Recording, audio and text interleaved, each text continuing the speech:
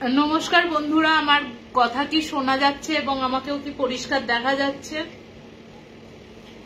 একটু দাদা যদি বলো।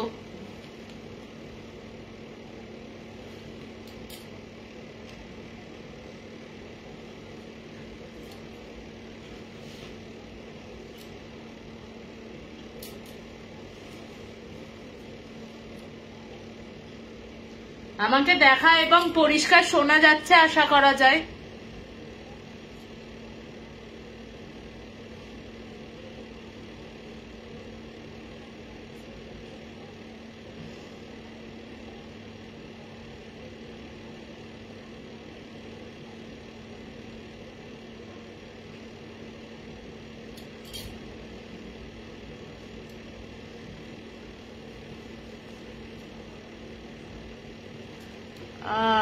দাদা আমাকে কি পরিষ্কার দেখা যাচ্ছে এবং শোনাও যাচ্ছে?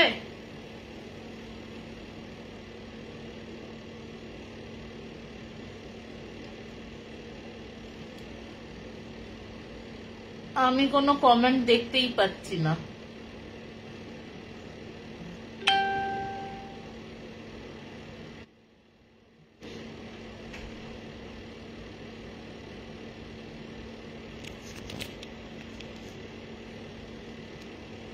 আমার সকলে কেমন আছো বলো।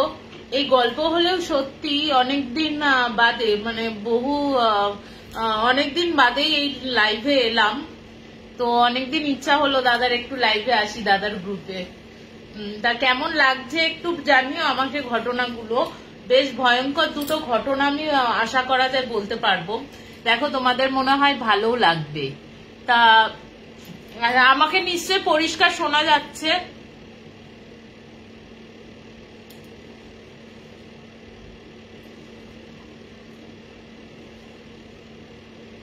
আজকে আশা করা যায় শোনা যাচ্ছে।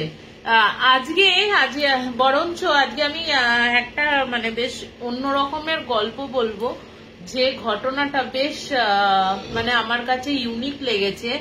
মানে বলতে পারো একটা ফ্যামিলির ঘটনা, একটা কাকুর জীবনের ঘটনা। এই ঘটনাটা হয় কাকু এমন অবস্থায় পরিণত হয়েছে যে বলতে মানে কাকু বলতে চেয়েছে যে আমি যদি বেঁচে থাকি। হাই বৌদি, কেমন আছো? যদি কোনোদিন এই মুক্তি পায় বা যদি মুক্তি না পায়, এই ঘটনাটা যেন সবাই জানতে পারে। তো আমি থ্যাংক ইউ সন্ধ্যা বলছে অল ক্লিয়ার। তো সেই কারণে আমি একটুখানি মানে আমাকে রিকোয়েস্ট করেছে এই ঘটনাটা যেন আমি একটু বলি, লোকের কাছে শুনুক যে এই ধরনের ঘটনা আজও ঘটে চলেছে।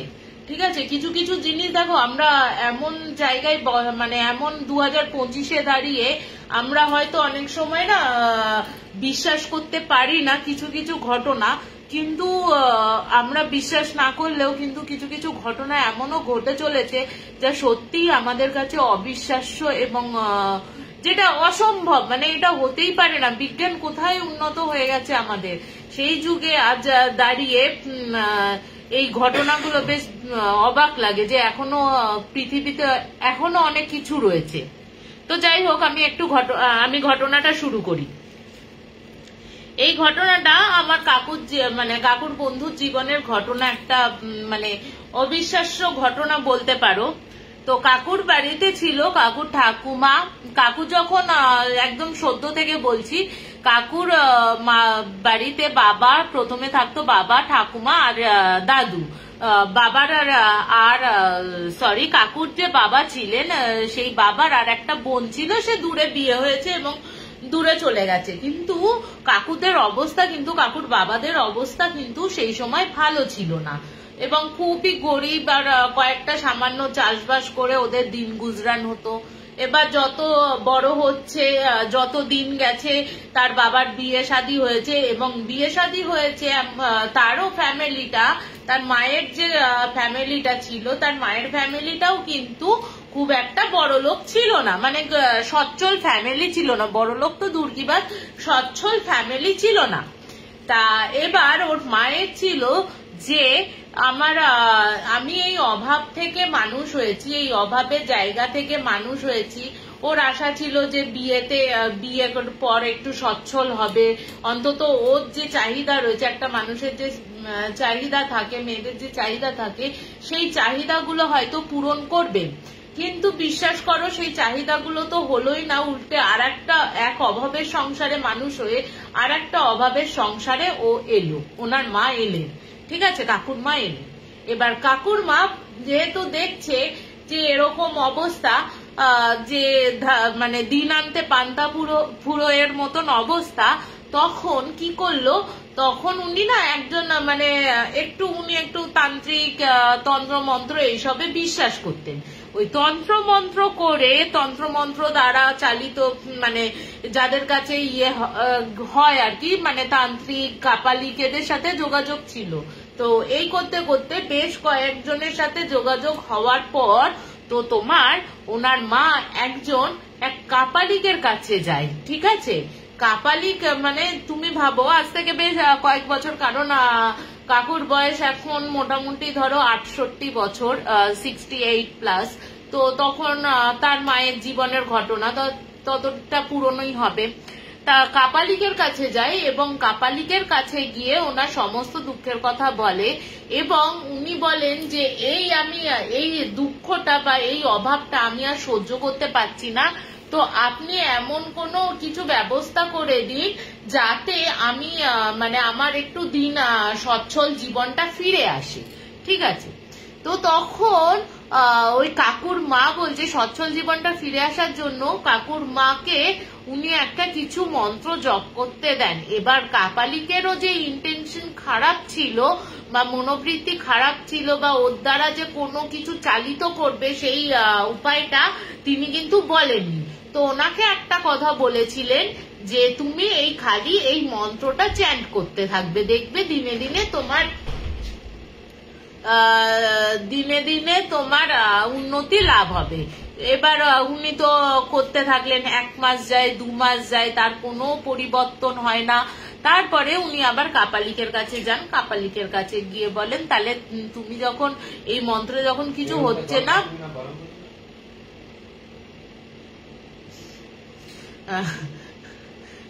যখন কিছু হচ্ছে না, তখন কাপালিক বলে তুমি একটা কাজ করো, এই যে একটা মূর্তির ছবি দেয়, মানে একটা মূর্তি বানিয়ে দেন। এনাকে বলছে ইনি একজন হচ্ছে মানে উনি বলছেন একটা প্রেত, আর ওনার মা বলেছিল খাবিজ, কিন্তু আমি যতদূর জানি খাবিজ বোধহয় মুসলিমদের ইয়ে, তো আমি প্রেত বলেই সম্বোধন করছি। তো ওই প্রেতকে পুজো করলে বা প্রেতকে সিদ্ধ করলে তুমি প্রেতের কাছ থেকে যা চাইবে তুমি তাই পেয়ে যাবে। ঠিক আছে, এবার প্রেতের কাছ থেকে তোমার প্রেত উনি রোজ রাত্রির বেলা এবার শুরু হলো যে প্রেতের সাধনা করা। এই করতে করতে করতে করতে উনি কিছুটা সিদ্ধ হলেন। ঠিক আছে, এর মধ্যে এবার উনি তো হাফ শিখেছেন, পুরোটা তো শেখেননি উনি। এবার উনি কি করলেন, এবার যখন আধা সিদ্ধ হয়ে গেছে, মানে যখন সিদ্ধ হয়ে গেছেন উনি, পুরো সিদ্ধটা হননি, আধা সিদ্ধ হয়েছেন, উনি আবার কিছু প্রবলেমের জন্য উনি আবার ওই কাপালিকের কাছে যান, ওই কাপালিক যেখানে থাকতো সেখানে যান। কিন্তু ওখানে গিয়ে উনি জানতে পারেন যে ওই কাপালিকের মৃত্যু ঘটেছে কোনো কারণে এবং সেটা অস্বাভাবিক। এবার উনি কি করবেন, উনি তো সেই মানে উনি সেই যেটা শিখেছেন সেই দ্বারাই উনি মানে প্রেতকে চালিত করছেন। এবার প্রেতকে যেহেতু আধা উনি সিদ্ধ করে ফেলেছেন, প্রেত কিন্তু ততদিনে ওর কন্ট্রোলে চলে এসছে, ওনার কাকুর মায়ের কন্ট্রোলে চলে এসছে। কাকুর মায়ের কন্ট্রোলে চলে আসার পর কাকুর মা তো তখন মানে বিঘা মানে জমি চাইছে, সোনা দানা চাইছে, যা চাইছে ওকে তাই এনে দিচ্ছে। এই করতে করতে যখন ওনার মা দেখলো যে এরকম ব্যাপার, যে যা চাইছি তাই পেয়ে যাচ্ছি, এর মধ্যে কিন্তু কাকু কিন্তু চলে যায় হচ্ছে তোমার কানপুরে। কানপুরে চলে যেতে, কানপুরে একটা ভালো চাকরি পায়। যে লোকটা যখন মানে যে অবস্থায় ছিল, ও তো বহু বছর ধরে চাকরির চেষ্টা করছে, পাচ্ছিল না, চাষাবাদ করছিল, কিন্তু হয়তো এই প্রেতার কিছু চালনা হোক বা কিছু কাকুর বাবার নিজের কোনো কি বলবো তোমাদের, যে বাবার নিজের কোনো চেষ্টাই হোক, তিনি কানপুরে একটা ছোটখাটো জব পান। জব পেলো, জব পাওয়ার পর এখান থেকে ওর মা বাবাকে নিয়ে, মা বাবা বউকে নিয়ে উনি চলে যান ওখানে। এবার শুরু হলে এই ঘটনাগুলো কিন্তু একমাত্র জানতো ওনার স্বামী, ওনার শ্বশুর শাশুড়ি, ঠিক আছে। প্রথমে ওনার স্বামী জানতো, পরবর্তীকালে যখন দেখছে দিনে দিনে দিনে দিনে এদের উন্নতি হচ্ছে, কি করে উন্নতি হচ্ছে, তখন তককে তককে কিন্তু ছিল ওনার শাশুড়ি। পরে তককে তককে থাকার পরে ওনাকে একদিন জিজ্ঞেস করে, মানে উনি দেখতে পান কোনো সাধনা করছেন, উনি যখন সাধনা করছেন ওনার মা, তখন পরবর্তী ক্ষেত্রে জানতে পারেন যে এই অবস্থা। এরপরে তো যথারীতি কাকু হলো।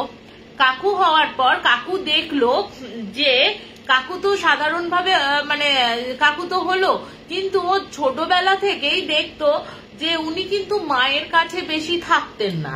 মানে যতটা আমরা বাচ্চাকে, আমিও নিজের মা, তো আমি যতটা বাচ্চাকে আগলে আগলে রাখবো, সে অতটাও নিশ্চয়ই ঠাকুমা দাদু বলো, দিদা দাদু বলো, তারা নিশ্চয় অতটা ইয়ে করবে না, মা বাবা যতটা আগলে রাখবে। কিন্তু ও দেখতো যে ওর মা ওর দিকে কোনো খেয়াল থাকতো না, যা কিছু যাবতীয় কিছু হচ্ছে ওই তোমার ঠাকুমা দাদু যাবতীয় ওর খেয়াল রাখতো একদম কচিবেলা থেকে। এবার ও যখন 9 বছর বয়স, ও ততক্ষণে কিন্তু একটা স্কুলে পড়াশোনা করছে এখানকার। যখন 9 বছর বয়স ওর, কাকুর 9 বছর বয়স, তখন কাকু একদিন রাত্রির বেলা বা টয়লেটে উঠে, মানে টয়লেটে যাবে বলে উঠেছে, তখন উনি দেখেন কি ওই ওদের যে ঘর রয়েছে, ওদের যে মা বাবার ঘর রয়েছে, সেই মা বাবার ঘর থেকে সমানে একটা বিড়বিড় করে মন্ত্র আর ধোয়ার মতন গল গল করে, মানে যে জায়গাগুলো ফাঁক রয়েছে ওই জায়গাগুলো দিয়ে বেরোচ্ছে। কাকু এবার ভাবছে যে এই বিড়বিড় করে মন্ত্র উচ্চারণটা কে করছে, কারণ আমার কাকুর বাবা ছিল খুব একটা এইসব ব্যাপারে বিশ্বাসী ছিল না কাকুর বাবা। তো এবার ও এই কথাটা ভেবে যে বলছে আমি শুনতে পাচ্ছি কিন্তু আন্দাজ করতে পারছি না, একটা 9 বছরের ছেলে, কারণ আমার ছেলেও 9 বছরের, অতটা ও জানতে পারবে না। তো কাকু সেই 9 বছরের বাচ্চা, তুমি ভাবো কাকু গেছে, কাকু যে ওই আওয়াজটা বিড়বিড় করে যে মন্ত্র উচ্চারণটা করছে, সেই মন্ত্র উচ্চারণটা আওয়াজটা শুনে ও গিয়ে দেখছে যে ওর যে মা বাবার ঘরটা রয়েছে, ওই মা বাবার ঘরে ধোয়া বেরোচ্ছে, আর কিছুটা দরজাটা একটু মানে সামান্য ফাঁক রয়েছে, মানে একটু একটা চোখ দিয়ে ভালো করে দেখা যাবে এরকম রয়েছে। তা এবার কি হলো, এবার হচ্ছে গিয়ে ও কি করলো, ওই যে সামান্য ফাঁকটা রেখেছে দরজাটা, জানলা তো বন্ধ, এইদিকের তো কোনো জানলা ছিল না, অন্যদিকের হয়তো জানলা বন্ধ ছিল। তা ও যে কি করেছে, ও ওইটুকু ফাঁক দিয়ে চোখ লাগিয়ে দেখছে যে ওর মা সামনে একটা ধুনি জ্বলছে, মানে যজ্ঞ মতন কিছু করছেন, তার পাশে কালো বেড়ালের মাথা, পায়রার মাথা, আরো কয়েকটা মাথা রাখা, ঠিক আছে, একটা নরমুন্ডি মানে নরম করটি আর কি, করটি রাখা রয়েছে। আর ও দেখছে মা ওই মন্ত্র উচ্চারণ করছে মা, আর সেই সঙ্গে ও দেখছে কি ওর বাবা কিছুটা দূরে, ওর বাবাকে কেউ যেন শূন্যে এরকম ভাবে চেপে ধরে রয়েছে, 2 হাত দিয়ে ওর বাবা এরকম ভাবে রয়েছে, মানে ধরো এরকম ভাবে হাতটা এরকম ভাবে পেছনে কেউ আটকে রেখেছে আর ওরকম ভাবে ঝুলছে, আর ওর বাবা সমানে চিৎকার মানে আস্তে আস্তে চিৎকার বলছি, আস্তে আস্তে বলছে যে তুমি আমাকে ছেড়ে দাও, আর অত্যাচার করো না, আমি নিতে পারছি না, ছেড়ে দাও। এই দেখে ও তো মানে 9 বছরের বাচ্চা, ওর মাথায় কি হবে যে তোমার মানে 9 বছরের বাচ্চা, যদি আমার ছেলে এখন ওর বাবাকে হাওয়াতে শূন্য ভাসতে দেখে, তার মনের অবস্থা কি হতে পারে সে তো বোঝাই যাচ্ছে। তো ওই ভয় পেয়ে ও আর বাথরুমের দিকে না গিয়ে কাকু ও ছুটে চলে যায় হচ্ছে ওর ঠাকুমা দাদুর ঘরে। ঠাকুমা দাদুর ঘরে গেছে, মানে ভাবো তখন কাকুর মনে এতটাই লেগেছিল মানে জিনিসটা, ও পরের দিন উঠে সোজা, মানে ওর তো সারা রাত ঘুমই হয় না, ও যে কি জিনিস দেখে ফেলেছে, ওর তো সারা রাত ঘুম হয় না। কিন্তু ঘুম না হওয়াতে তোমার পরের দিন 7 সকালবেলা ওঠে। 7 সকালবেলা ওঠার পর ও দেখে সোজা ওদের ঘরে যায়। ওদের ঘরে গিয়ে দেখে অ্যাজ ইট ইজ যেমন পরিষ্কার পরিচ্ছন্ন করা রাখা আছে। পরের দিন সকালবেলার যে রয়েছে, রাত্রির বেলার যে দেখেছে ওইগুলো কিচ্ছু নেই, কোনো ধুনি নেই, কোনো যজ্ঞ নেই, কিচ্ছু নেই, যেমন অ্যাজ ইট ইজ পরিষ্কার। মা চুপ করে বসে রয়েছে। যখন এসছে মা বলছে তুই এখান থেকে চলে যা। তো এই শুধু ওর মা ওকে খালি তাড়িয়ে দিত। এরপরে দেখছে যে ওর বাবাও ওখানে কাজ করছে, মানে কাকুর বাবাও ওখানে কাজ করছে। তো যে লোকটাকে রাত্রির বেলা শূন্যে ঝুলতে দেখেছে ওরকম প্রায় অনেকটা মাটি থেকে, বলছে এতটা মতন, তোকে বললে বিশ্বাস করবি না যে এতটা মতন ওপরে ও ঝুলে রয়েছে। তো সেই লোকটা পরের দিন অ্যাজ ইট ইজ কি করে এই মানে কাজ করতে পারে নর্মাল ভাবে, সে একটা অদ্ভুত ব্যাপার। তো তখন কি করেছে, ও তখন ওর বাবার কাছে যায়। ওর বাবার কাছে গিয়ে ওর বাবাকে বলে যে বাবা তোমাকে একটা কথা জিজ্ঞেস করছি, কালকে কিছু কথা তোমার সাথে রয়েছে। এবার 9 বছরের ছেলে আর কি এমন দরকারি কথা বলতে পারে। তো তোর বাবা বলেছে ঠিক আছে আমি অফিস থেকে ঘুরে আসি, তারপর তোর কথা শুনবে। তা ছেলে তো নাছর বান্দা, কাকু তো নাছর বান্দা, যে না কি কথা না তোমাকে আমাকে শুনতেই হবে। তাই এবার ও তখন যখন ছেলে এতটা মানে করছে আর কি, এতটা জেদ করছে, তখন ও কি করে, তখন ওনার বলে তুই কি বলতে চাস? বলছে আমি সবকিছু কালকে এই ব্যাপার হয়েছে, এই জিনিসগুলো আমি দেখেছি, তুমি শুনলে কি করে ভাসছিলে? তখন উনি বললেন যে দেখ বাবা তুই যা দেখেছিস ভুল দেখেছিস, এটা হতে পারে না। তো ও তখন বলছে না বাবা আমি তো জেগেছিলাম, আমি তো নিজের ইয়েতে দেখেছি। তো ওর বাবাও আর কিছু করেনি, মানে কিছু আর বলেনি। ও বলেছে মনের ভুল, ওইসব স্বপ্ন দেখেছিস, করেছিস, এইসব ভুজুং ভাজুং দিয়ে ছেলেকে তো চুপ করিয়ে দিল। কিন্তু 1 মাসের মধ্যে ওনার বাবা ও কি করলো, ঠাকুরদা ঠাকুমার পারমিশন নিয়ে ওনার বাবা দেলেন দেয়া দার্জিলিং এর ওই বিখ্যাত স্কুলটাতে ভর্তি করে দিলেন। ঠিক আছে, কাকু কিন্তু কনভেন্ট স্কুল থেকে, ওই দার্জিলিং এর ওই কনভেন্ট স্কুল থেকে, ভিক্টোরিয়া থেকে পাশ করেছিলেন। তো এবার যেহেতু উনি কিন্তু দেখতেন যে যখন স্কুলের ছুটি ছাটা পড়তো তখনও কিন্তু ওর বাবা ওকে খুব একটা আসতে বলতো না। ঠিক আছে, তো আসতে বলতো না। এবার ওর মনের মধ্যে খুব প্রশ্ন ছিল যে এই কেন হচ্ছে। যত দিন যাচ্ছে 11 11-12 পড়ছে, 11 শেষের দিকে ও তখন একটা ছুটির জন্য বাড়িতে আসে। বাড়িতে আসার পর ও কিন্তু হঠাৎ যখন রয়েছে, ও যখন শুয়েছে, ও দেখছে যে ঠাকুমা দাদু তখনও শোয়নি, ওরা ওদের মতন কথা বলছে, ও শুয়ে পড়েছে। হঠাৎ করে তারপরে মাঝখানে একটা জিনিস বলতে ভুলে গেছি, সরি, ওর মা যখন যজ্ঞ করছে কোনো একটা কারণে কাকু কিন্তু একটু খুট করে, মানে দরজায় কোনো একটা আওয়াজে কাকু কিন্তু খুট করে আওয়াজ করে ফেলে দরজায়। ঠিক আছে, ওই কাকু যে মানে দরজায় আওয়াজ করে ফেলেছে বা দরজাটা আওয়াজ হয়েছে, ওর মা যখন ঘুরে তাকাচ্ছে ওর দিকে, তখন দেখছে মায়ের চোখগুলো যেটা মানে নর্মাল থাকে সেই চোখগুলো আর নেই, পুরো যেন ওই লাল টুনির মতন করে দপদপ দপদপ করে জ্বলছে আর নিচ্ছে, জ্বলছে আর নিচ্ছে। এটাও দেখেছে। এটা হচ্ছে ওর প্রথম ওই চোখটা দেখা কাকু। এবার দ্বিতীয় দিনে যখন ওই 11 ক্লাসের শেষে, 12 ক্লাসে উঠবে, 11 ক্লাসের শেষে যখন বাড়িতে এসে ও যখন শুয়েছে, শোয়ার পর ও দেখছে ওদের যে বারান্দাটা রয়েছে, ওই বারান্দার খালি ওখান থেকে দুটো চোখ যেন উকি মারছে। কিন্তু ও বলছে যে আমি তাকাচ্ছি, মনে হচ্ছে চোখ দুটো শুধু সরে যাচ্ছে। কিন্তু এবার যখন আমি ভালো করে দেখলাম, ঠিক আছে, কারণ আমার ওই 9 বছরের মাথাটা, মানে 9 বছরের যে দৃশ্যটা আমি দেখেছি সেটা আমার ব্রেনের মধ্যে গেঁথে গেছে, কারণ এই বাড়িতে কিছু এমন কাজ চলছে যেটা ওকে লুকিয়ে যাওয়া হচ্ছে, ঠিক আছে? এটা কাকু কিন্তু বুঝতো, কারণ কাকু শুধু তো মানে এছাড়াও সবসময় তো আর হোস্টেলে থাকতো না, বাড়িতেও আসতো, তখনও এরকম কাণ্ড কারখানা দেখেছে।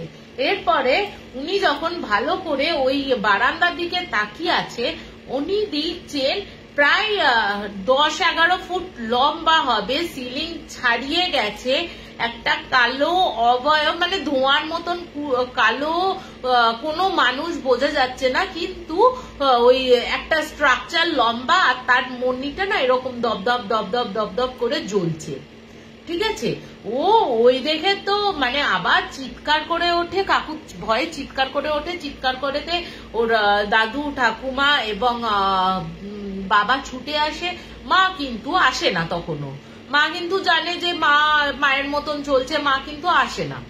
তো ওরা তিনজনে ছুটে এসে জিজ্ঞেস করেছে কি হয়েছে, তখন ও বলেছে এই ব্যাপার, এই আমি দেখতে পেয়েছি। তো ওরা বারান্দায় গিয়ে দেখেছে তো কেউ নেই, ওরা তো বুঝতেই পারছে কে হতে পারে, এটাও তো ওর সামনে তো আর বলতে পারে না যে কি হচ্ছে।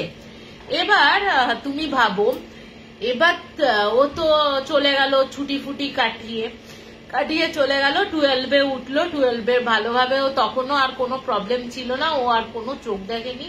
ও যখন আবার সেকেন্ড ইয়ারে উঠলো, মানে ফার্স্ট ইয়ার কলেজের ফার্স্ট ইয়ার শেষ করে সেকেন্ড ইয়ারে উঠলো ইঞ্জিনিয়ারিং কলেজে, তখন হঠাৎ করে একদিন ওর কাছে খবর আসে, মানে কাকুর কাছে খবর আসে যে কাকুর ঠাকুমা আর দাদু কার অ্যাক্সিডেন্টে মারা গেছে। এবার ও তো যথারীতি, যেহেতু একটাই নাতি, কাজ করতে হয়, তোমার ছেলে কাজের জন্য চলে এসছে। তো এসে তখন দেখছে যে বাবাকে, ওরা তো 3 দিনে কাজ করতে হয়, তখন বলছে যে যেহেতু অপঘাতের মৃত্যু রয়েছে, তখন দেখছে বাবা খুব উজ্জমান হয়ে গেছে। এবং অদ্ভুত ব্যাপার, ওর যে মা ছোটবেলা থেকে খেয়াল করতো না, যার মানে ছেলে খাচ্ছে কি খাচ্ছে না, ঘুমাচ্ছে কি ঘুমাচ্ছে না, কিছু করছে কি করছে না, কোনো কিছুতে যায় আসে না, সেই মহিলা হঠাৎ করে তোমার চেঞ্জ হতে শুরু করল, মানে দাদু ঠাকুমার মৃত্যুর পর চেঞ্জ হয়ে গেল। কি চেঞ্জ হলো, যে ছেলের প্রতি মায়া মমতা বাড়ছে, ছেলেকে বলছে তুই কেন আমার সাথে গল্প করতে আসিস না, তুই কেন আমার কাছে এসে বসিস না, আমি তো তোর মা হই, কিছু কথাও তো আমার সাথে বলতে পারিস, এরকম বলছে। এবার ও তো যথারীতি অবাক হয়ে যায় যে মা এরকম ইয়ে করছে, সেই মা হঠাৎ করে তোমার কি করে চেঞ্জ হয়ে যেতে পারে, এরকম ভাবে তো হতে পারে না। এবার তোমার একদিন ওর বাবা বলছে চ একটা কাজ কর, চ। এবার বলে রাখি, ওর মা এতটাই ইয়ে করে রেখেছে, মানে কানপুরের মতন জায়গায় ওর বাবার মানে কাকুর এখনো অব্দি 60 একরের ওপর কিন্তু জমি রয়েছে। তখনকার দিনে প্রায় 90 একর জমি ছিল তাদের। তুমি বাবা, এখনো অব্দি তার 60 একর জমি রয়েছে, ঠিক আছে? তাহলে তুমি তোমরা বুঝতেই পারছো যে মানে কতটা কি, মানে ওই প্রেতটা বা ওর মায়ের, মানে ওর বাবার কথা অনুসারে, কাকুর বাবার কথা অনুসারে, খাবিসি বলো বা প্রেতই বলো, মানে কতটা ওদের প্রতিপত্তি বাড়িয়ে দিয়েছিল। তা এবার ও তো খেতি দেখার জন্য ওর বাবা ওকে নিয়ে যায়। এবার ওর বাবা তো বলছে গাড়ি করে গেছে বেশ কিছুটা দূরে দূরে ওদের খেতিটা, মানে সব একত্র জায়গায় তো জমি কিনতে পারেনি, বিভিন্ন জায়গায় রয়েছে। তো যে জায়গাটায় ওদের সর্ষে ক্ষেতের চাষ হয়, সর্ষে ক্ষেতের, তো ওখানে গিয়েছে। এবার একদিকে সর্ষের চাষ হচ্ছে, একদিকে সেই বাজরা ফাজরা হাবি জাবি এইসবের চাষ হচ্ছে, গম ফমের চাষ হচ্ছে, এরকম। তা ওরা সন্ধ্যেবেলা ওই খেতি খামার করে বাড়ি আসার জন্য যে রাস্তাটা ধরেছে, হঠাৎ করে ক্ষেতের মাঝখান থেকে শুনতে পাচ্ছে, কাকু আর কাকুর বাবা দুজনেই শুনতে পাচ্ছে যে কে যেন সেই মানে খুব কষ্ট হলে মানুষ কাঁদে না করে, আমি তোমাদের বলে বোঝাতে পারছি না, হয়তো খুব কষ্ট হলে যেরকম মানুষ কাঁদে সেরকম একটা কান্নার আওয়াজ। এবার ওরা তখন বলছে, ওর বাবার ছেলে বলছে যে এখানে আবার এত রাতে আবার কে এরকম করে কাঁদবে, এখানে তো কাঁদার কেউ নেই। তো ছেলেটা তখন বলেছে বাবা চলো একটা কাজ করি, যে একটু দেখে আসি ক্ষেতের ভেতরে যদি কেউ থাকে, হয়তো কোনো মানে চাষি ভাইয়ের স্ত্রী হয়তো কিছু বিপদেও পড়তে পারে যার জন্য কাঁদছে এরকম। তা ওরা গেছে, ওরা গিয়ে কোনো দিকে শুধু ওই কান্নার আওয়াজটা পাচ্ছে, কোথাও কাউকে দেখতে পাচ্ছে না। এবার শুধু ওই কান্নার আওয়াজটা মনে হচ্ছে ওরা ওই কান্নার আওয়াজ ধরে একদিকে যেতে মানে যেদিকে যাচ্ছে মনে হচ্ছে অপোজিট সাইডে কাঁদছে, মানে বারবার ডাইরেকশন চেঞ্জ হচ্ছে ওদের। এবার ওরা তখন পাত্তা, ওর বাবা তখন বলছে, ওর বাবা না কি এইগুলো তো এই ব্যাপারগুলো তো জানতো, ওর বাবা তখন বলছে যে ঠিক আছে ছেড়ে দে, এক কাজ কর, ও দেখতে হবে না কি হচ্ছে না হচ্ছে, তুই এক কাজ কর চপ আমরা চলে যাই এখান থেকে। তা ওর বাবা ও তখন বলেছে ঠিক আছে চলো। আর যখন মনে হচ্ছে হয়তো কোনো কিছু রয়েছে, ওরা অত পাত্তা দেয়নি, ওরা গাড়ির দিকে আসছে। এবার ওরা যখন গাড়িতে বসেছে তখন তো সন্ধ্যা রয়েছে, সন্ধে হয়ে গেছে। এবার ও যখন গাড়ি স্টার্ট করেছে, ওই যে হেডলাইটের আলোতে ও তখন দেখছে যে ওই সেই লম্বা যে অবয়বটা ও সে কিছু মানে 11-এ থাকতে দেখেছিল, সেই চোখ দুটো টুনির মতন জ্বলছে, ওরকম ওর সামনে দাঁড়িয়ে রয়েছে। এবার ওর বাবা বলছে, ওর বাবা কিন্তু ওইটা দেখতে পাচ্ছে না, ওই কাকুই একমাত্র দেখতে পাচ্ছে যে ওই অত লম্বা, সেই 10-12 ফুটের ওপর লম্বা ওই লোকটা দাঁড়িয়ে, মানে একটা অবয়ব দাঁড়িয়ে আছে, আর যার চোখগুলো এরকম জ্বলছে আর নিচে জ্বলছে আর নিচে।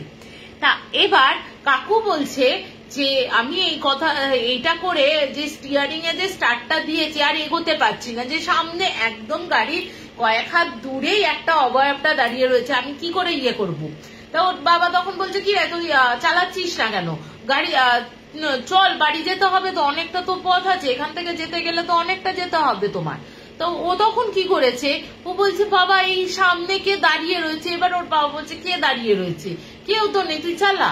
এবার ও কি করেছে, বলছে তুই চালা না, যে সামনে থাক, আমি তো কাউকে দেখতে পাচ্ছি না, তুই দেখতে পাচ্ছিস, তার মানে এমন কাউকে তুই দেখতে পাচ্ছিস যার কোনো অস্তিত্ব নেই, তুই চালা গাড়ি। ও তো সে ভগবানের নাম করে, কাকু বলছে আমি তো ভগবানের নাম করে গাড়িটা চালিয়ে দিলাম ওর ওপর দিয়ে। এবার আমি যখন ওর ওপর দিয়ে গাড়িটা করলাম, পুরো আমি দেখলাম যেন ওকে ওড়ানোর পর ওই সামনের যে কাঁচটা থাকে গাড়ির, সামনের কাঁচের ওপর দিয়ে এরকম ধোঁয়াটা পেছন দিকে উড়ে চলে গেল। এবং তার পরে আমি দেখছি আমার যে এই সাইডের যে মানে মিরারটা রয়েছে, দেখা যায় সাইড মিরারে যে গাড়িগুলো আসছে, সেই মিরারে দেখছে ওই মানে ধোয়ার মতন কুণ্ডলীকৃত আর চোখ দুটো এরকম লাল টুনি বাল্বের মতন জ্বলছে, ওই লোকটা যথারীতি তোমার ওদের গাড়ির পেছন পেছন দৌড়ে আসছে। এই করতে করতে ও তখন একটা মানে কোন রকমে একটা আলোর জায়গায় দাঁড়িয়ে ওর বাবাকে বলছে আমি চালাতে পারবো না, তুমি চালাও, আমার হাত পা কাঁপছে। তা ওর বাবা বলছে কি হয়েছে, তুই কিস দেখে ভয় পেয়েছিস? তখন ওর বাবাকে বলছে আমি কিন্তু আবার ওই চোখটা দেখেছি, ওই চোখটা আমাদের পেছনে ধাওয়া করছে, যার জন্য আমি করতে পারছি না। তো ওর বাবা বলছে ঠিক আছে আমি চালাচ্ছি, আমি তো কিছু বুঝতে পারছি না, আমি চালাচ্ছি যা। ও যে এবার বলছে, এবার আমি করেছি কি, আমি যে ওই মানে দরজা খুলে যে আর একটা সিটে গিয়ে বসবো, ওই আমার ক্ষমতা নেই। বাবা ওই দিক দিয়ে সাইডে বেরিয়ে ড্রাইভিং সিটে এসে বসে, ড্রাইভারের সিটে বসেছে। আমি কি করেছি, আমি আর বেরোইনি। কাকু বলছে আমি আর বেরোই না, আমি ওইটা টপকে ওখানটা গিয়ে বসে পড়েছি। কাকু মানে কাকুর বাবা কাকুর মতন বাড়ি নিয়ে চলে গেছে। এরপরে কাকুর মনে খুব উৎসাহ জাগে। কাকু এবার বলে, বাবাকে বলে যে তুমি এমন কিছু লোকাচ্ছ আমাদের থেকে, মানে তুমি বা মা এমন কিছু লোকাচ্ছ আমাদের থেকে, যার জন্য মানে কিছু নিশ্চয় হচ্ছে বাড়িতে। ছোটবেলা থেকে বিভিন্ন আমি জিনিসপত্র দেখে এসছি, মাকে দেখেছি, তোমাকে দেখেছি, এমনকি মায়ের সেই চোখ দুটো, জ্বলন্ত চোখ দুটো আমি জ্বলতে দেখেছি। এটা কি করে হয়? তখন ওর বাবা বলছে এখন এই কথাগুলো বলার সময় না, যখন সময় হবে আমি তোকে ঠিক বলবো। এরপরে ও তো চলে যায় কলেজের হোস্টেলে, বাপাস হয়ে যায়। ও যখন 3rd-এ পড়ছে তখন ওর বাবার আবার আসে কোনো ছুটি ছাটাতে। আসার পর ওর বাবা তখন বলছে শোন একটা কথা তোকে বলবো, কিন্তু এখন কোনো কথা বলবো না, সকালবেলা হোক তুই আর আমি একটা খেতে গিয়ে ওই কথাটা বলবো। এবার খেতে যাই, আসল কথাটা এবার শুরু হচ্ছে। ওর বাবার বক্তৃতায় ওর বাবা তো ওর মা তো ওরকম করতো। ওর মা যেহেতু প্রেতটাকে আধা সিদ্ধ করেছিল তখন ওর মায়ের কন্ট্রোলে ছিল, কিন্তু এবার যত দিন যাচ্ছে, প্রেতেরা তো এমনি শক্তিশালী হয়, তো যত দিন যাচ্ছে ওই প্রেতটা এতটাই শক্তিশালী হয়ে গেছে যে ও আর তোর মায়ের কন্ট্রোলে নেই। এখন ওই প্রেতটি চাইছে নতুন কোনো শরীর খুঁজতে, এবং যে শরীরটা হচ্ছে তুই, যে শরীরটা হচ্ছে তুই এতদিন তোর মায়ের কাছে থাকতো, কিন্তু ও এখন নতুন শরীর চাইছে এবং যাকে পছন্দ করেছে সে হচ্ছে তুই। তার জন্য আমরা কিন্তু তোকে কোনো বাইরে কোনো কিছুতে মানে তোকে আমরা এই বাড়িতে আসতে এর জন্য বারণ করি। আর তো যে ঠাকুমা দাদু যে মারা গেছে তার মৃত্যুর পেছনে কিন্তু ওই মানে প্রেতটা দায়ী। তো বলছে কি হয়েছে, কেন? তো তখন ওই প্রেতের কথা শোনার পর যখন ওর মা আস্তে আস্তে যখন ওই প্রেতের ইয়েটা ভাঙতে শুরু করেছে, মানে ঘোরটা কাটা শুরু করেছে, ওর মা তখন বলেছে শাশুড়ি মাকে যে আপনি যে করে হোক আমার ছেলেকে বাঁচান, আমার ছেলে কিন্তু এই প্রেত আমার ছেলেকে মেরে ফেলবে, আপনি কিন্তু আমার ছেলেকে বাঁচান। তো এই কথা শোনার পরে এত বছর বাদে বৌমা এই কথা বলেছে যে যক্ষের ধন একেবারে নাতি, বংশের তোমার প্রদীপ, সে তাকে কি করে মরতে দেয়া যায়। তো এরকম করতে করতে তো তোমার কিছুটা দূরে, কানপুর থেকে কিছুটা দূরে এক সন্ন্যাসীন বা তান্ত্রিকের খোঁজ খবর পান, এবং ওই তান্ত্রিকের কাছে গিয়ে নিজেদের সমস্ত কথা বলেন, কি কি হয়েছে না হয়েছে। এবং ওনার যে বৌমা আছে, মানে কাকুর যে মা আছে, তিনি কিন্তু শাশুড়িকে সমস্ত কথা বলতে বলেছিলেন যে আমি আর একে কন্ট্রোল করতে পারছি না, একে কন্ট্রোল করার জন্য যদি কোনো উপায় থাকে সেটা বলে দিতে। কিন্তু যখন সে ফেরত আসতে যায় দাদু ঠাকুমা কিন্তু স্পট ডেড হয়ে যায়। তো ওইখানটা ওর আর কিছু করার থাকলো না। এরপর তো যথারীতি যে তান্ত্রিকের কাছে ওর ঠাকুমার দাদুর যাওয়ার কথা ছিল, সেই তান্ত্রিকের ফোন নাম্বার বলছি, ওর যোগাযোগটা ওর বাবার মানে ঠিকানাটা ওর বাবাকে দিয়ে গেছিল। তো ওর বাবাকে দিয়ে যাওয়াতে ওর বাবা তখন বলে তুই যখন এই চোখটা বারবার দেখতে পাচ্ছিস তার মানে তোকে কিন্তু এবার সে বশ করে নেওয়ার চেষ্টায় রয়েছে, তোকে কিন্তু যেন তেন প্রকারেণ এবার সে কিন্তু বশ করে নেবে, তোকে কিন্তু কোনোভাবেই সে ছাড়বে না। তুই যেভাবে হোক, যে কোনো উপায় হোক, তুই কিন্তু ওই তান্ত্রিকের কাছে চলে যা। এবার তান্ত্রিকের ও তো কলেজের নাম করে বেরিয়ে ওই তান্ত্রিকের কাছে যায়, তান্ত্রিকের কাছে গিয়ে যথারীতি দেহ বন্ধন করে এবং বাড়িতে সমস্ত কথা বলে, এবং বলেন যে এই যদি ব্যাপারটা আমাকে কাটিয়ে দিতে পারেন, মানে আমাকে যদি এটা করিয়ে দিতে পারেন খুব ভালো উপকার হয়, এইসব কথা বলেন। এইসব কথা শোনার পর তান্ত্রিকও বলে ঠিক আছে, আমি তোমার বাড়িতে না গেলে তো আমি বলতে পারবো না যে তোমার ফ্যামিলিতে কি প্রবলেম রয়েছে, তোমার মুখে যেটুকু শুনেছি, কিন্তু তোমার মায়ের সাথেও আমার কিছু কথা বলতে হবে। তো এবার ঠিক হয় যে কোনো এক অমাবস্যার রাতে উনি মানে কোনো এক অমাবস্যার দিনে উনি যাবেন, এবং ঠিক হওয়ার সাথে সাথে উনি তো যান, কিন্তু মাঝ রাস্তাতে ভয়ঙ্কর একটা অ্যাক্সিডেন্টে ওনার 3 শিষ্য সমেত গাড়ির ড্রাইভার উনি মোট 5 জনে কিন্তু মারা যান, এবং ভয়ঙ্কর অ্যাক্সিডেন্ট হয়েছিল। তো ওকে যখন বাঁধিয়ে দেওয়া হয়েছিল, ওর বাবা মানে যখন বাঁধিয়ে দেওয়া হয়েছে তখন বলেছিল যে কোনো প্রবলেম হবে না, তুমি সিকিওর থাকবে এই ব্যাপারটা। এবার ওই তান্ত্রিকের তো মৃত্যু হলো। মৃত্যু হওয়ার পর যখন ও পরের বার যখন বাড়ি আসে, যখন চাকরি মানে ইন্টারভিউ দেওয়ার জন্য বাড়ি আসছে, 3rd ইয়ার চলে যায়, 4th ইয়ারে গিয়ে ইন্টারভিউ দিচ্ছে, চাকরিও পেয়েছে, সেই সময় ওনার মানে খবর আসে ওনার বাবা কিন্তু সুইসাইড করেছে। এবং কি কারণে করেছে, কোনো কারণ, সে তো চলে আসে এখানে, সে বাইরে থাকতো, কাকু ততদিনে বাইরে চাকরি করতো, কানপুর থেকে বাইরে। তো ততক্ষণে কাকু বাপাস মানে বাড়ি আসে, বাড়ি এসে দেখে সত্যি উনি হয়েছেন, মানে সুইসাইড করেছেন, এবং কেন করেছেন কোথাও কোনো নোট লিখে যাওয়া কিচ্ছু লিখে রেখে যাননি। তো তারপরে তো ওনার শ্রাদ্ধ শান্তি হলো, যেহেতু অপঘাতের মৃত্যু 3 দিনে কাজ হলো। এরপরে ওর মা তখন বলছে, ওর বাবা যখন মৃত্যু হয় ওর মা বলছে তোর বাবার শরীরটাকে ও কিন্তু নিয়ে চলে গেছে, যেহেতু তোর শরীরটা বাঁধা রয়েছে, এবং আমিও কিছু কিছু জিনিস জানি, তোর বাবাকেও বেঁধে দিয়েছিলাম, কিন্তু তোর বাবা এইসব মানতো না বলে তোর বাবা কোনো কথা শোনেনি। তো সেই কারণে তোর বাবাকে বেঁধে দেওয়া সত্ত্বেও কোনো হয়তো শ্মশানে গেছে বা কিছু একটা করেছে, যার জন্য বাঁধনটা খুলে যায়। তোর বাবা কিন্তু এমনি মারা যায়নি, তোর বাবাকে কিন্তু ওই প্রেতই নিয়ে গেছে।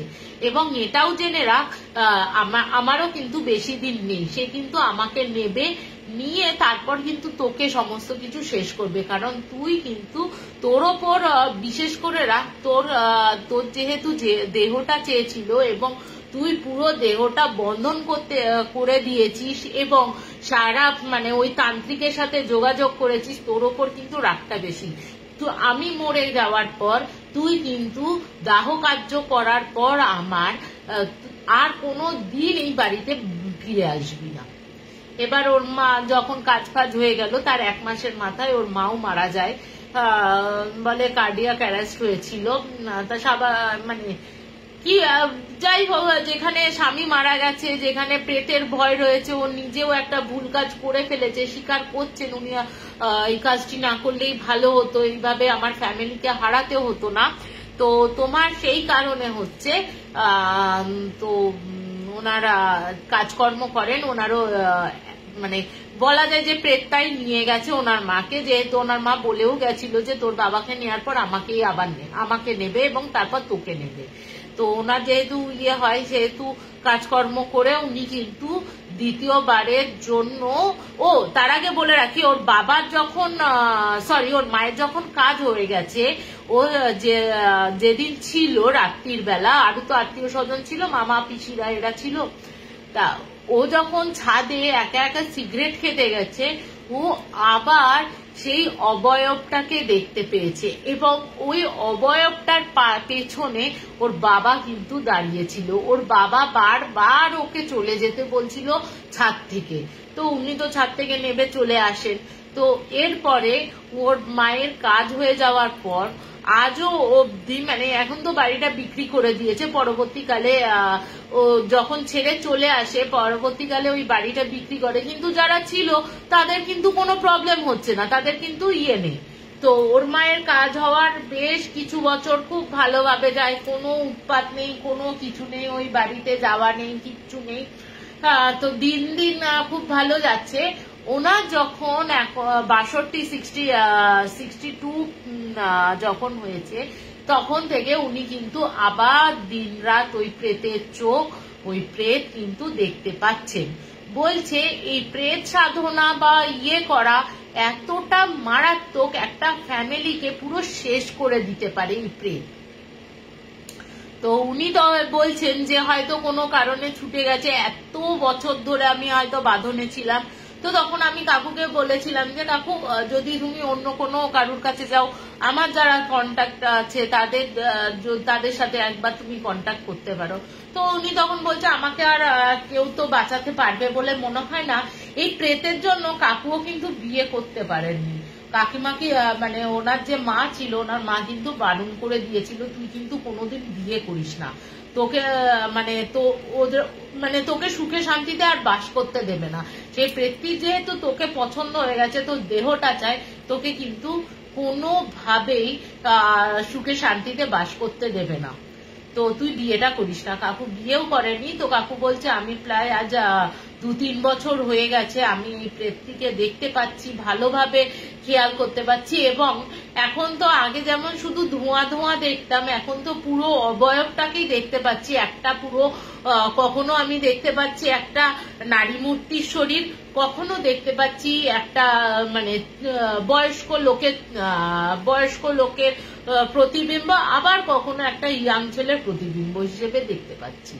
তো হয়তো কাকুকে আমি বলেছি, যদিও কাকু হয়তো কন্ট্যাক্ট করলেও করতে পারে তাদের সাথে, যদি কন্ট্যাক্ট করে এবং কিছু যদি না হয় ভালোভাবে, যদি কাজ উতরে যায় বা কাজ হয়ে যায় তো খুব ভালো কথা। না হলে কাকু বলছে না হলে হয়তো আমাকে মা বাবার মতন, ঠাকুমা দাদুর মতন হয়তো মৃত্যুবরণ করে নিতেই হবে। তো এই হচ্ছে আমার ঘটনা। কেমন লাগলো একটু জানিও আজকে। এটা বেশ মানে বলে না প্রেত সাধনা করাটা বেশ না করাই ভালো। এসব নিম্নমার্গ মানে বলে লোভে পাপ পাপে মৃত্যু, মানে এই ঘটনাটা কাকুও বলেছে আমার মা যদি আজ লোভ না করতো হয়তো এতগুলো মৃত্যু আমাকে দেখতে হতো না। এমনকি আমাকেও সেই মৃত্যু ভয় নিয়ে কাজ করতে হতো না। তো কেমন লাগলো এই ঘটনাটা একটু আমাকে জানিও। তো আর একটা ঘটনা বলছি, এটাও বেশ অদ্ভুত ঘটনা। তো এই ঘটনাটা হচ্ছে ভূতের সাথে প্রেম করে তার সাথে মানে তার কাছে চলে যাওয়ার ঘটনা। তাই এই ঘটনাটা যে বলেছে 5 মিনিট লাগবে, আর 5-10 মিনিট লাগবে, দিয়ে দিচ্ছি।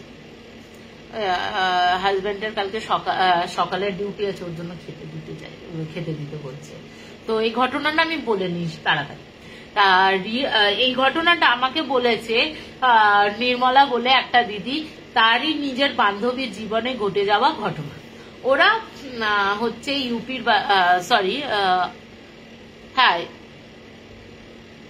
ইউপির বাসিন্দা রিয়াঙ্কারা যখন কলেজে পড়তো, কলেজে থাকাকালীন নির্মলাদির সাথে তো তোমার রিয়াঙ্কার পরিচয় হয় এবং কলেজে থাকাকালীন ওদের পিকনিকের জন্য এমপিতে নিয়ে যাওয়া হয়। এমপিতে এমন একটা জায়গায় নিয়ে যাওয়া হয়, সেটা হচ্ছে তোমার জায়গাটার নাম বলবো না আমি। তো তোমার কাকাবাবুর একটা খুব ভালো সিরিজ আছে যেখানে গুহা রয়েছে, গুহার মধ্যে কাকাবাবু উদ্ধার করেছিলেন। তো এই গল্পটা পড়লেই বুঝতে পারবে কোন জায়গার ঘটনা বলছি, এমপি। তো এই এবার রিয়াঙ্কা, নির্মলা এবং ওদের কয়েকজন কলেজের গ্রুপ মিলে ওরা যাই হচ্ছে তোমার এমপিতে ঘুরতে। তাই যথারীতি ওরা ওদের মতন গিয়ে পৌঁছায়। ওরা একটা ভালো হোটেল বুক করে, মানে ভালো হোটেল বলতে একটা পুরো হোটেলটাই মানে হোটেল কাম ইয়েটা বলবো, আধা হোটেলটাই ওদের কলেজের ছেলে মেয়েদের জন্য বুক হয়ে যায়। তা এবার ওরা তো আশেপাশে ঘুরছে। একদিন বলছে আমরা যেদিন পৌঁছালাম, নির্মলাদি বলছে যে আমরা যেদিন পৌঁছালাম তার পরের দিন আমরা বিকেল বেলায় একটু হাঁটতে বেরিয়েছি, যেহেতু খুব একটা অত ইয়ে নেই, তোমার ওই জায়গাটা অতটা ঘিঞ্জিয়া এলাকা নয়, তো বাজার এলাকা যেতে গেলে কিছুটা এগিয়ে যেতে হবে। তো সেই কারণে রিয়াঙ্কা বলে আমার তো কিছু একটু জিনিসপত্র কেনাকাটা আছে, চল নির্মলা তোর সাথে আমরা যাই, তুই আর আমি একটু হাঁটতে বেরোই। তো ওরা স্যার ম্যামকে বলে ওরা হাঁটতে বেরিয়েছে এবং কিছুটা দূর যাওয়ার পর ওই হোটেল থেকে বেরিয়েছে, কিছুটা রাস্তা হাঁটার পর একটা অপরূপ সুন্দর দেখতে একটা ছেলে ওদের সাথে আলাপ করে। এবার ওরও নাম বলে, আলাপ করার পর ওর নাম বলে আরমান। আর আরমানের বলে যে এই যে আপনারা যে হোটেলটায় আছেন এই হোটেলটা আমাদেরই, তো আপনাদের দেখে খুব ভালো লাগলো, আমি বিদেশে চাকরি করি, ওখানে আমি থাকি, তো এখানে আমি খুব কমই আসা যাওয়া করি। এখন আমার ছুটির জন্য আমি এখানে মা বাবার কাছে এসছি।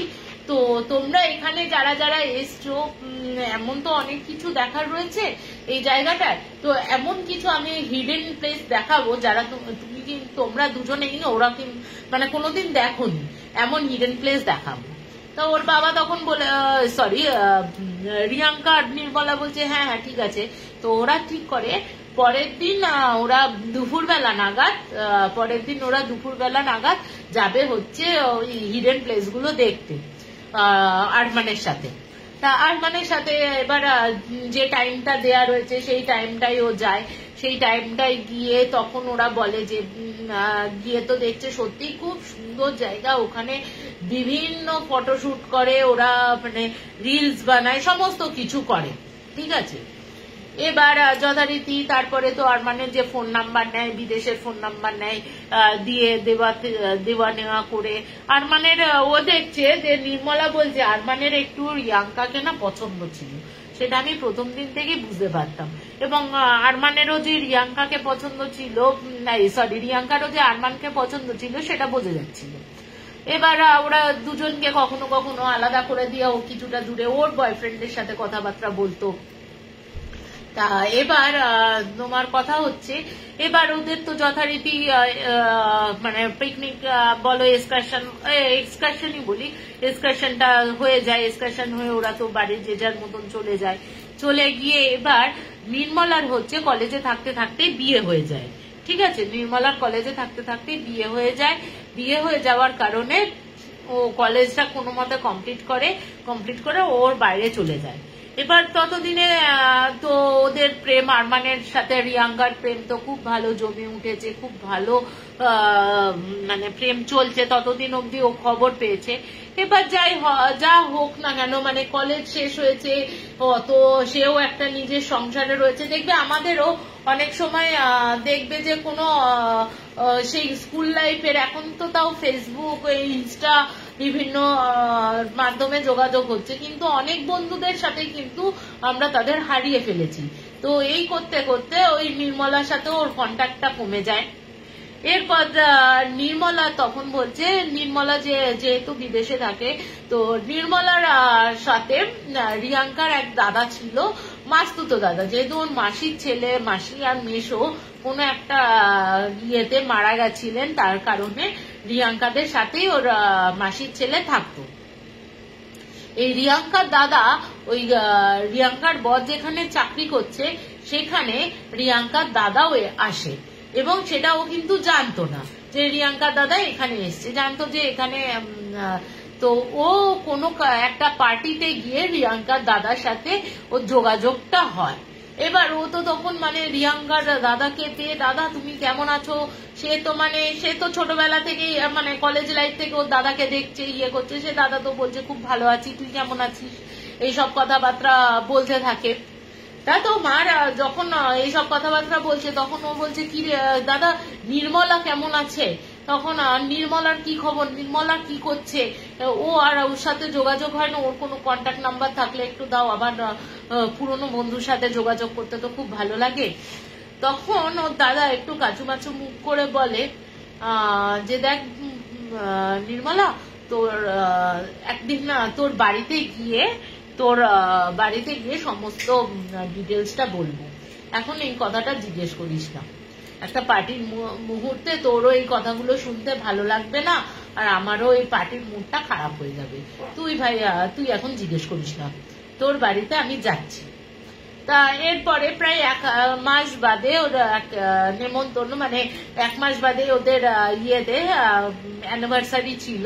অ্যানিভার্সারি কাটানোর জন্য ওকে নেমন্তন্ন করে, উনি আসেন এবং দেখে যে শুধু উনি ইনভাইটেড আছে, আর কারণ না। কারণ ওর তো মানে ওর মনে চলছে ওর দাদা কি বলবে, রিয়াঙ্কার কি এমন হয়েছে, রিয়াঙ্কা কেন নাম্বারটা দিল না, কি হয়েছে। এবার ও যখন আসে, যখন খাওয়া দাওয়া হচ্ছে, সন্ধ্যেবেলার খাওয়া দাওয়া, তখন রিয়াঙ্কার কথা জিজ্ঞেস করে। এই রিয়াঙ্কার কথাটা আমি কিন্তু ওর দাদার মানে ভার্সনেই বলছি, কারণ নির্মলা আমাকে ওর দাদার কথাটাই বলেছে। এবার বলছে যে তোর তো বিয়ে হয়ে গেল, যেহেতু তোর বেস্ট ফ্রেন্ড ছিল, তোর বিয়ে হয়ে গেল, তোর বিয়ে হয়ে যাওয়ার পরও তোর সাথে কন্ট্যাক্ট ছিল, কিন্তু ওকে যখন কলেজ শেষ হয়ে গেছে, ওকে যখন বলছে, তখন বলা হচ্ছে যে বিয়ের জন্য দেখা হচ্ছে পাত্র। ও যত পাত্র দেখা হচ্ছে না কেন, তত কিন্তু ও কি করে যে না করে দেয়। ওর কোনোভাবেই পাত্র পছন্দ হচ্ছে না, কিছু হচ্ছে না।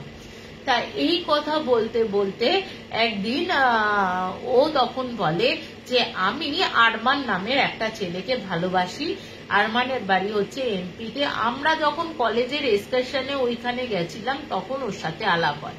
তোর মা বলেছে ঠিক আছে, কোনো ব্যাপার না, তুই তাহলে তাদের সাথে আলাপ করিয়ে দে, আরমানের সাথে আলাপ করা। তো তখন বলছে ঠিক আছে, আমি আজকে ফোন করি, ফোন করার পর তখন জানাবো।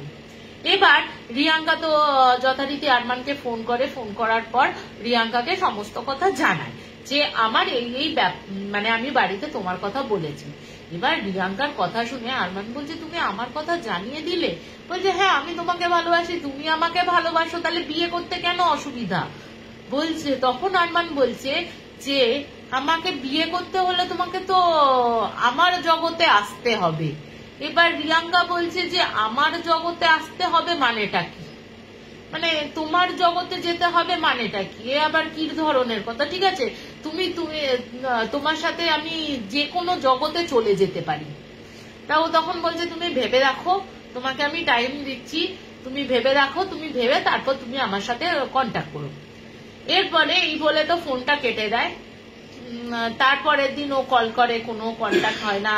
এবং মানে বলছে প্রথমে 1-2 দিন তো রিং হয়ে গেল, তারপর থেকে ওর আর কোনোভাবেই কন্ট্যাক্ট হচ্ছে না। মানে ও ভাবছে ও মানে পুরো ব্লক করে দিয়েছে, কোনো ফোন নাম্বার বলছে এই নাম্বারটার কোনো অস্তিত্বই নেই।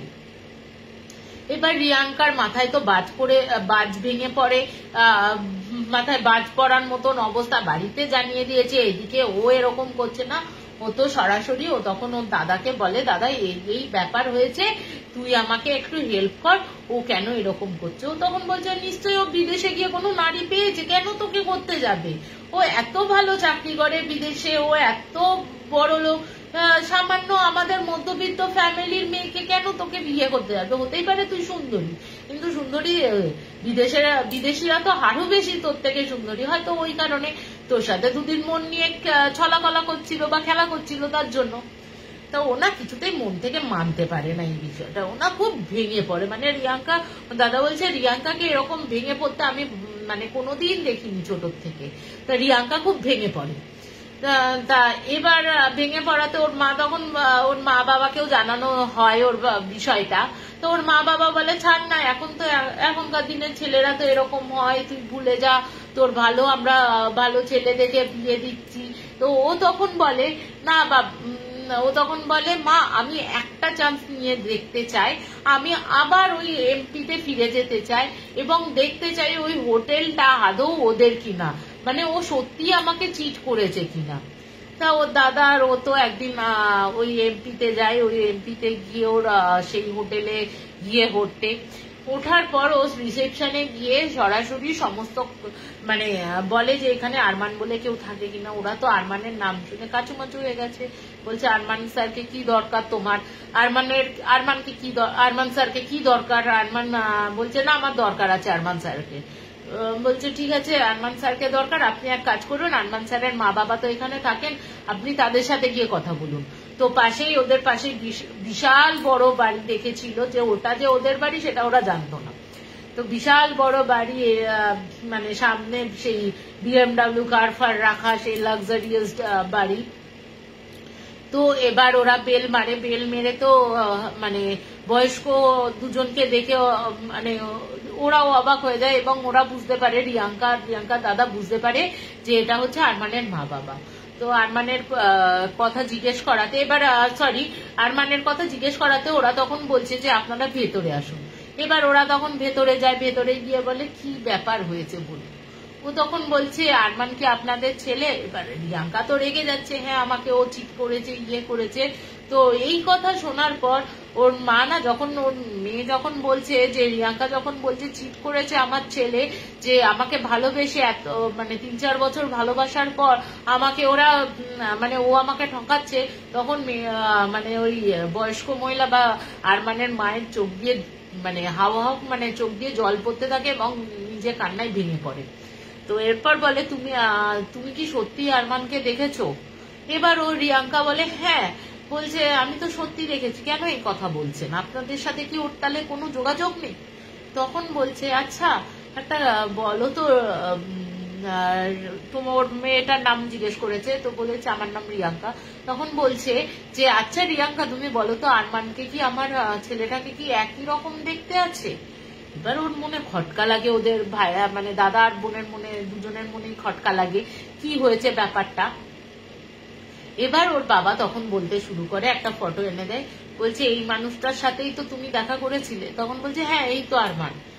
তখন বলছে তুমি যে আরমানের সাথে দেখা করেছো, সে তখন থেকে যখন তুমি আলাপ করেছো সেই সময় থেকে 20 বছর আগে ওনাকে বিদেশে একটা মেয়েকে বাঁচাতে গিয়ে মাথায় গুলি করে আততায়ীরা মেরে ফেলে। কিন্তু এত বছর বাদে ও যে দেখা দেবে, ও কিন্তু কোনো দিন আমাকে কিন্তু দেখা দেয়নি, ও কিন্তু কোনোদিন আমাদের কোনো কিছু অনুভব করতে দেয়নি। এবার ওরা তখন হাউ হাউ করে কেঁদে ফেলেছে, বলছে নেই, আপনারা কি করে বলছেন এই কথাটা, ওর সাথে আমার ফটো রয়েছে। এবার ও বলছে, এবার ওর মা বলছে ঠিক আছে তাহলে একটু ফটোগুলো দেখাও না, তোমার সাথে দেখা হয়েছে যখন আমি আমার ছেলেকে দেখতে পাই।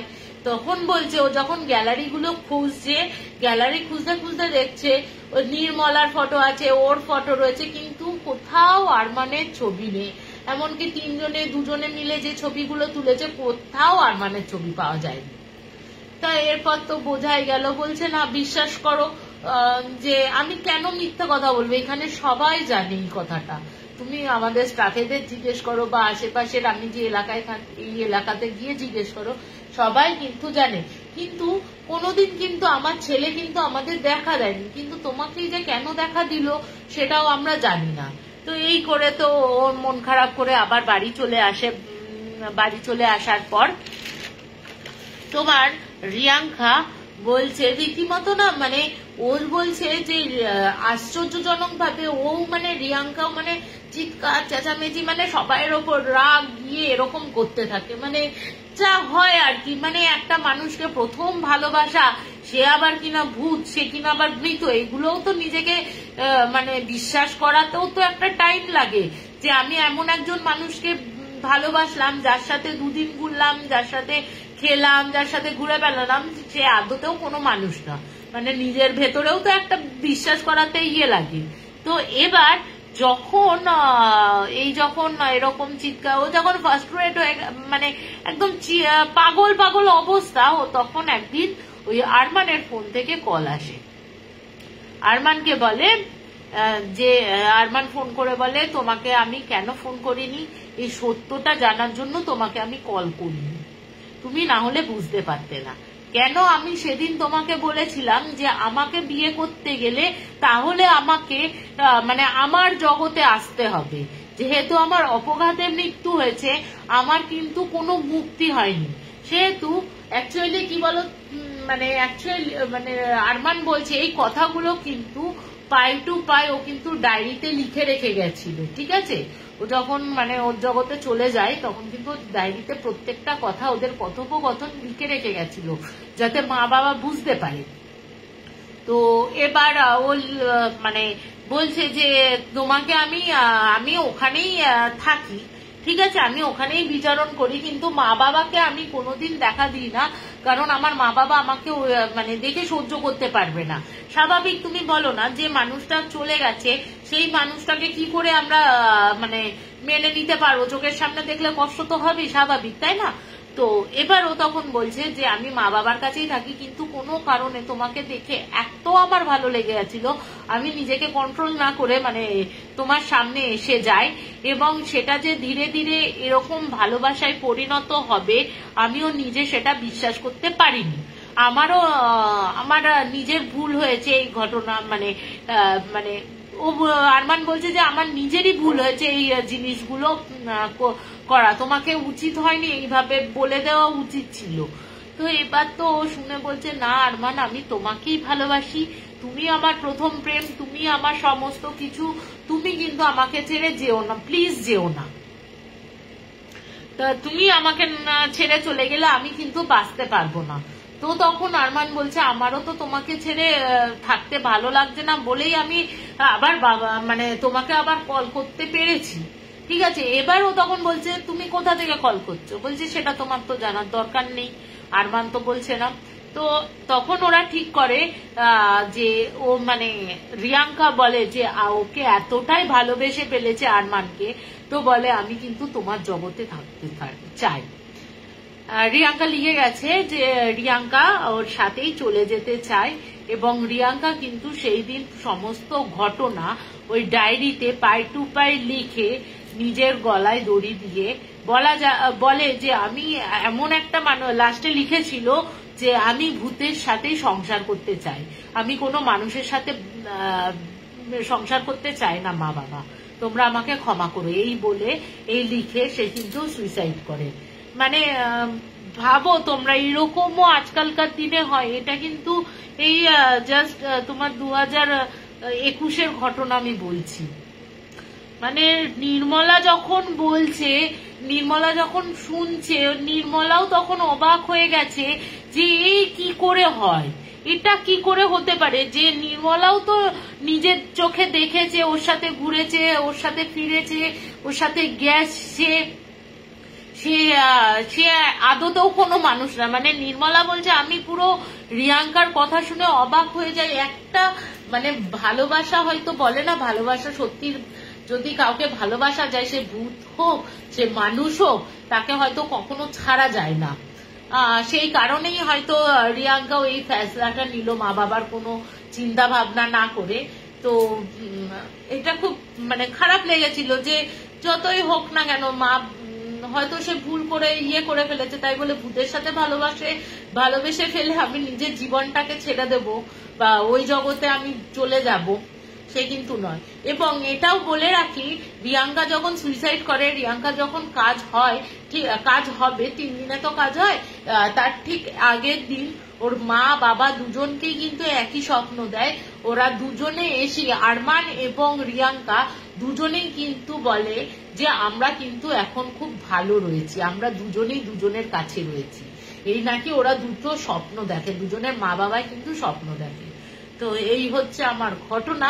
তা কেমন লাগলো বলো? মানে বিশ্বাস করতে সত্যি 2021-এ দাঁড়িয়েও এরকম মানে কত ধরনের কত কিছু হয় বলো। 2021-এ দাঁড়িয়েও মানে ভূতের সাথে প্রেম করে মানে নিজের জীবনকে উৎসর্গ করা এবং স্বপ্নে এসে বলা যে আমি ওর সাথেই রয়েছি, এবং আরমানও এসে দেখা দেওয়া, মানে এগুলো ভাবলেই মানে একদম নিজেরই বিশ্বাস করতে অসুবিধা হয় যে 2021 মানে বেশি তো দিন আগে না, 3 বছর আগের ঘটনা। তো আজকালকার এই বিজ্ঞানের যুগে দাঁড়িয়ে অনেক কিছু ঘটে যায়। তো কেমন লাগলো আমাকে জানিও। তো আজকে আমি এখানেই শেষ করছি, আবার নিশ্চয়ই তোমাদের সাথে আসবো, দেখা হবে আবার কোনো একটা লাইভে। দাদাভাই যদি আমাকে অবশ্যই সুযোগ দেয়, আজকে যেমন সুযোগ দিয়েছে, অবশ্যই সুযোগ দিলে আবার তোমাদের সামনে এসে নতুন ইউনিক ঘটনা শোনাবো। তো আজকে এখানেই শেষ করছি। শুভরাত্রি, সকলে খুব ভালো থেকো, সুস্থ থেকো। কেমন লাগলো একটু জানিও, আমি তোমাদের কমেন্ট গুলো দেখতে পাইনি, সরি এর জন্য। কেমন লাগলো আমাকে জানিও প্লিজ। তো আজকে এখানেই আসি, গুড নাইট।